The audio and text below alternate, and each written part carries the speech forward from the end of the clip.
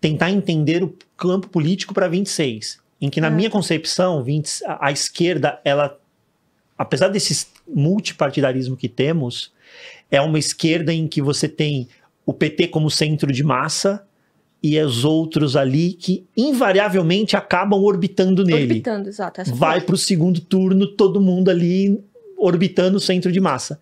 Mas e a direita? Exato. E essa pergunta mostra bem esse dilema, né? Que a direita não tem ainda definido quem ocupa hegemonicamente o campo da direita. E você acha que ir para esse lado melhora essa questão que te preocupava? Total. Acho que eu consigo então tornar mais técnico. Tentar puxar um gancho daqui, a gente corta naquele ponto que você falou? Não sei como é que vai ficar o corte, mas essa pergunta eu acho que consegue trazer para a grande questão. Tá. Que é, diferente da esquerda, a esquerda, inclusive hoje, se você for candidato, né, qualquer estrategista político vai dizer o seguinte para ti: não adianta querer crescer a esquerda, senão dentro ainda do Partido dos Trabalhadores. É difícil. Tu vai conseguir localmente, mas por uma eleição federal é complicado. Algum candidato de esquerda sair fora da máquina do Partido dos Trabalhadores. Mas à direita isso não está muito bem definido. A prova de que Bolsonaro não fez partido, e isso é relevante para a análise da política, sem emoções, é que,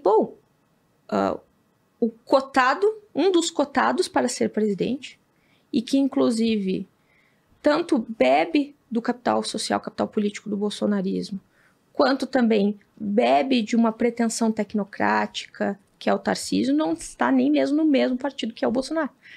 Né? Então, no caso, o campo da direita está se formando, está amadurecendo. Por exemplo, o Tarcísio está no Republicanos, não está muito bem definido. Nós temos, no caso, ainda a figura do Bolsonaro e dos filhos do Bolsonaro, mas, de novo, não existe estrutura partidária, o que torna o campo possível de outras articulações, como o Kassab, como os partidos mais tradicionais, inclusive, ocuparem esse espaço. Não existe vácuo de poder, né? Uhum. Não existe vácuo de poder. Então, inclusive, lá no começo da formação do Novo, a pretensão, digamos, de um partido novo era... Eles nunca falaram isso. E eles nunca falariam isso, eles nunca teriam esse vocabulário. Mas, na época que eu observava, me parecia que o que eles gostariam, dentro do vocabulário da ciência política, é tomar hegemonicamente a direita. Só que, claro, eles não contavam com o Bolsonaro.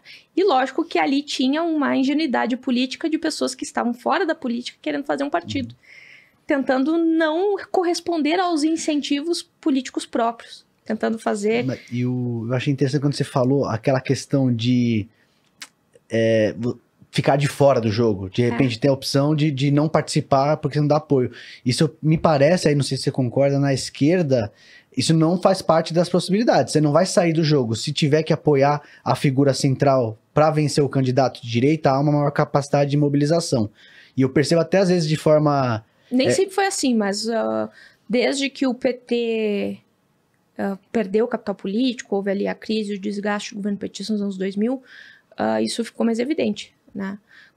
Logo que o PSOL saiu,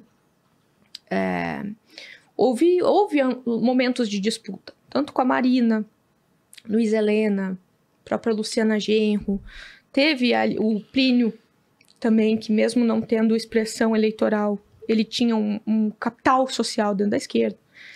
Mas isso depois de 2014, realmente, o próprio PT, no final de 2014, para conseguir o apoio da esquerda, ele mesmo sugeriu uma retomada à esquerda, né, um caminho para a esquerda.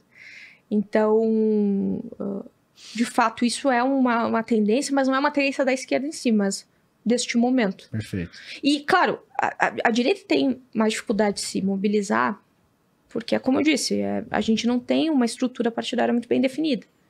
Nós temos o Novo como um partido pequeno, que quando surgiu tinha essa pretensão de ser o partido da direita, talvez o único partido de direita, porque ninguém se dizia de direita, né? Quase como isso. Obviamente teve o Bolsonaro no meio do caminho, que inviabilizou esses planos, e por várias razões o Partido Novo é um partido pequeno, né? E por mais que tenha expressão ideológica que parece maior do que é, na verdade, em termos de política real, tem pouca capacidade de mobilização, né, de articulação ali dentro, por melhor que sejam seus políticos, etc.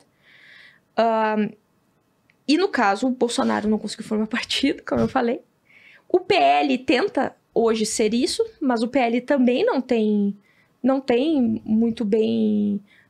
não tem uma centralidade doutrinária. É bem comum ver o PL, inclusive, em algumas realidades regionais votando junto com o PT. Isso é bem comum. Então, é difícil formar veja que as duas coisas coexistem. Uma formação de uma identidade ideológica de direita, sendo, no caso, expandida no Brasil. Eu me sinto não representado ali. Eu lembro que a história do Novo que você narrou, uma discussão que foi muito forte nesse ciclo de pessoas. Eu lembro que teve a fala, o Amoedo, na época, quando ele falou aquela famosa frase de eu sou liberal na economia e sou conservador nos costumes. Aí criou aquela coisa, cara, do jeito que eu me via, eu falei, não, eu sou liberal na economia e nos costumes. Então aqui, o Novo talvez é o mais próximo que existe do que da doutrina daquilo que eu acredito. Os seus anseios. Então meio que é um jogo de você sempre ir pegando talvez o mais próximo ou menos pior ali que te atende teus anseios, mas eu vejo, eu nunca senti uma representatividade. Eu não sei se as pessoas de esquerda encontram com os parceiros com mais facilidade. Isso é natural não sentir representatividade de partidos. Assim, principalmente alguém que tem um pouco mais de conhecimento político e de principalmente teoria política, é normal, eu acho, essa situação de tu olhar e, bom, parecer que nenhum tem ali um projeto consistente e tudo mais. Isso é bem natural, na esquerda acontece muito também. Mas, de qualquer forma, por mais que a esquerda seja diversa, em termos intelectuais, eu acho que existe uma integridade intelectual maior do que quando nós estamos falando do espectro de direita. Na tua frase do PL, me veio isso. Sabe por quê? Porque você colocou em determinadas coligações regionais pequenas, o PL se associa ao PT. E aí ele ganha uma demão ali de tinta de esquerda. Mas por que a gente, quando olha para isso, não olha no outro lado do espelho? Porque existem coligações menores. Sim, em que o candidato o candidato é do PL. O PT se alia. E ninguém diz que o PT ganhou uma demão de direita. Né? Não diz daqui do nosso lado. Talvez porque o PT tem essa força. Será que é só do nosso lado que não dizem? O PT tem essa força. E o PL ali ainda não ganhou essa robustez de falar eu sou de direita. E não vai. Porque assim, o PT, ele é o maior partido do Brasil e um dos maiores do mundo. E principalmente, ele é um partido de massa. Apesar de todas as crises, ele ainda consegue mobilização. Sim. Muito menos do que já foi. Enfim, a gente sabe que o PT, ele vive um momento difícil da sua história. Não o mais difícil. Acho que o mais difícil já passou.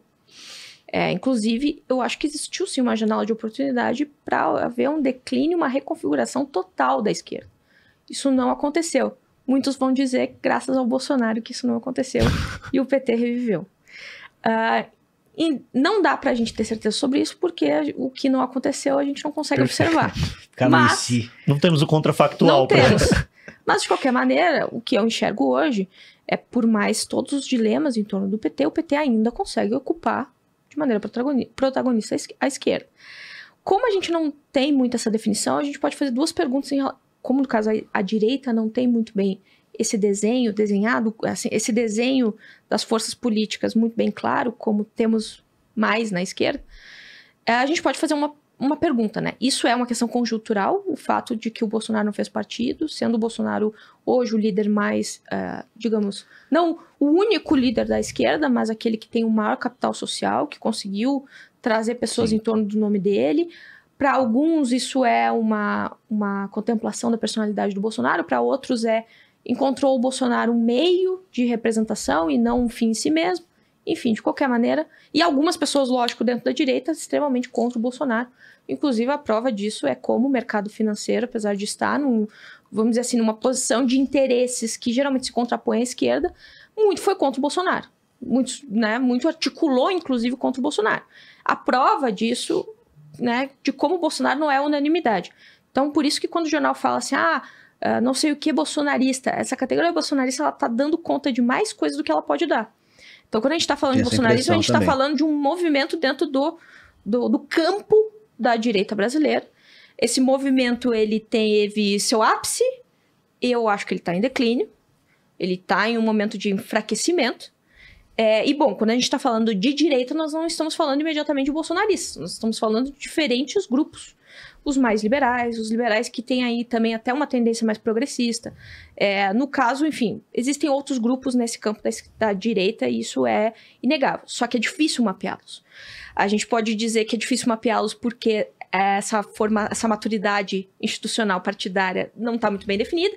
Como também a outra pergunta bom, será que não está muito bem definida porque tem algo que a esquerda tem que, digamos, as agendas políticas e as doutrinas políticas que estão à direita não têm?